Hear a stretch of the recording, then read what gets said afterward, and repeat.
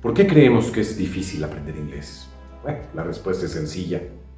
Porque sentimos que es muy difícil. Pero ¿por qué sentimos que sea tan difícil? Hay varias razones y algunas de ellas tienen que ver con la pronunciación. Si te dijera, por ejemplo, que en inglés hay 5 sonidos para la vocal A que no existen en español, ellos son E, A, O, E. Ni la E ni la A corresponden a la A franca en español, que es quizá el único sonido que conozcas. Existen, además, dependiendo del estudio de que se trate, entre 15 y 19 sonidos para las vocales en inglés, de los cuales solamente 4 se corresponden al español, y eso con pequeñas variaciones, además de 4 consonantes que no manejamos en nuestro idioma, lo cual hace que la pronunciación del inglés ciertamente sea algo difícil de lograr. Hay además 67 países alrededor del mundo que tienen el inglés como lengua materna, y cada uno de ellos tiene una pronunciación particular, aparte de acentos regionales o locales, lo que dificulta no solamente la pronunciación, sino también la comprensión auditiva. Están además los tiempos verbales. A muchos de nosotros se nos hace muy difícil decir cosas tan sencillas como habría comprado el pastel si me hubieras avisado. I would have bought the cake if you had told me. Aún después de meses de haber iniciado nuestro estudio. Pero te tengo una sorpresa. La razón principal por la cual el inglés se te hace difícil es porque suele estar mal enseñado. La falla no está en ti, sino en el método con el que estudias. Si ya pasaste 3 años de secundaria y 3 años de preparatoria estudiándolo y aún no lo hablas, lo más probable es porque te hayan enseñado con un método que no es el adecuado. Me explico. En México se supone que para aprender inglés no puedes hablar en español, y esto es común en todos los países del mundo. Se nos ha dicho que para aprender inglés solamente debemos usar el inglés en el salón de clase desde la primera clase, y esto es un error. Y sin embargo, se nos ha hecho creer que esa es la manera correcta de aprender por una sencilla razón. A las compañías editoriales no les conviene editar libros en varios idiomas, lo cual incrementaría sus costos. Así que se dedican a sacar un solo método de inglés para todo el mundo, apoyados en una teoría pedagógica que afirma que así es como aprenden los niños. Imagina que se les enseñara de igual manera a los pilotos de aviación, o que tu profesor de tenis te dijera que no te va a decir una sola palabra durante todo tu entrenamiento, porque la única forma de aprender tenis es exclusivamente jugando.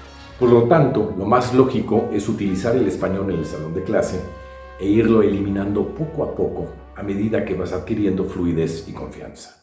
Además, el inglés es el idioma más fácil de estructurar, sumamente más fácil que el español, pero aquí nos topamos con un tercer problema, y tú lo vas a identificar muy fácilmente.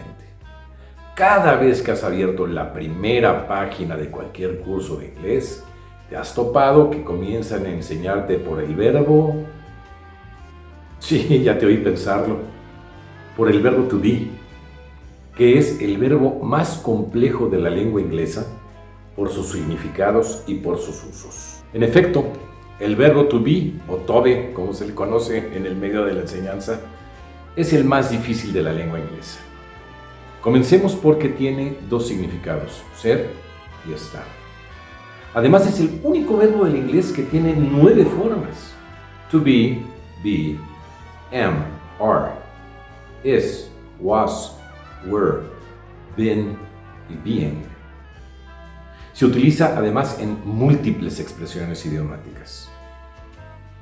El verbo to be también se utiliza para hacer las formas diferentes de haber, como habrá, there will be, hubo, there was or there were, debió haber habido, there should have been.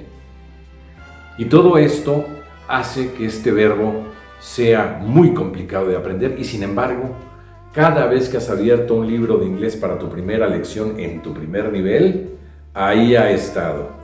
Y te apuesto a que muy probablemente no lo dominas. En comparación, la mayoría de los verbos en inglés tienen solamente 5 formas. Hay una cantidad de verbos irregulares que es menor a la de los regulares, que tienen 6. Y hay 10 verbos que tienen solamente una forma, son los verbos modales y son sumamente útiles para la comunicación. Entonces, ¿por qué empezar por el verbo to be? Aunque parezca increíble, el inglés es mucho más sencillo de estructurar que el español. Tomemos a manera de ejemplo el verbo jugar, que como la mayoría de los verbos en inglés, tiene solamente 5 formas. To play, play, plays, played y playing. Comparémoslo ahora con las formas del mismo verbo en español. Jugar, jugado, jugando. Pero además las formas personales, juego, juegas, juega, juegan y demás. En el pasado, jugué, jugaste, jugó, jugaron y demás. Jugaré, jugarás, jugarán, jugaremos y demás en el futuro. Jugaría, jugarías, jugarían, jugaríamos. Jugaba, jugabas, jugábamos, jugado. Todas estas formas suman alrededor de 38 y hay verbos que pueden tomar hasta 42. Por eso a los americanos les es tan difícil dominar el español y siempre están diciendo cosas como yo querer aprender a jugar backgammon y yo no jugar tenis mañana. Y todos los verbos los conjugan en infinitivo porque simplemente se les hace un galimatías lo que nosotros hacemos con nuestro idioma. Pero eso sí, ellos siempre se atreven a hablar y por eso las más de las veces logran su cometido de aprender español. Y es que arriesgarse a hablar y a equivocarse es una forma segura de lograr nuestro objetivo. Nadie lo sabe mejor que el mítico Arnold Schwarzenegger. Cuando él llegó a los Estados Unidos, tenía una pronunciación terrible, además de que casi no hablaba inglés y no era muy bueno dando entrevistas. En una ocasión, en una entrevista para la televisión americana, él quería decir que él era un experto en aumentar la masa muscular, muscle mass. Pero él se confundió con la palabra alemana para decir músculo, que es Muskel. Entre el muscle y el muskel, él acabó diciendo I am an expert at augmenting mucous mass. Soy un experto en aumentar la masa de mocos.